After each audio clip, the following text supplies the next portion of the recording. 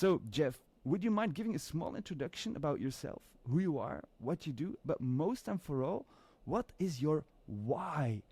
The nuclear energy that powers you to do make so much impact in one lifetime. I'm super curious to hear more about that.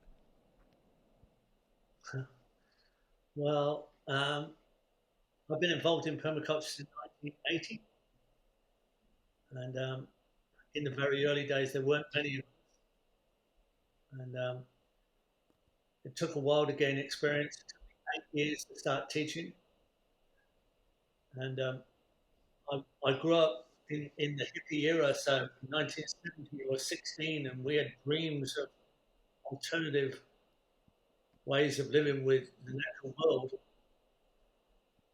And when I discovered permaculture, it was like I had a framework to work with. I sort of a practical approach to applying a kind of design science, and it starts with ethics. So you could call it an ethical design science approach.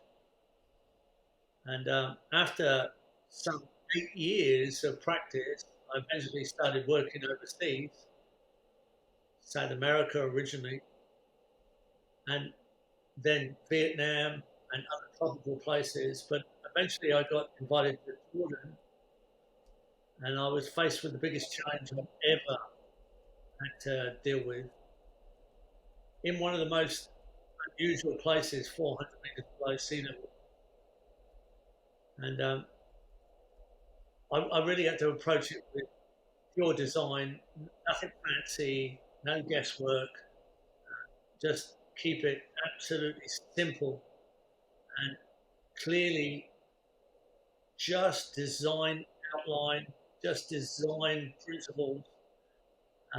And I worked expecting that this might be my challenge that I can't achieve, but it really worked well.